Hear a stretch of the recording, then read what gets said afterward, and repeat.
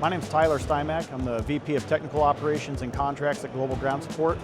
This year at the 2025 GSE Expo, we're rolling out the Veterans of GSE Networking Group. This group was established to help veterans in active duty as they transition into the ground support equipment industry.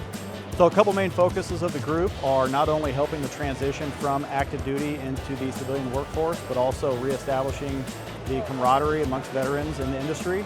So this year we are actually hosting a happy hour with lots of giveaways, and we encourage folks to come out and see how you can take part and get involved with the effort. Hi, my name is Jerry Crump. I'm the Director of Sales for GSE for Green Cubes Technology. We're here in Las Vegas at the first gathering of vets for GSE, and we're working here to try to bring some community from the veterans that are in the GSE group or those that are transitioning from the military in to help give community, look for that talent that we all use here in the industry.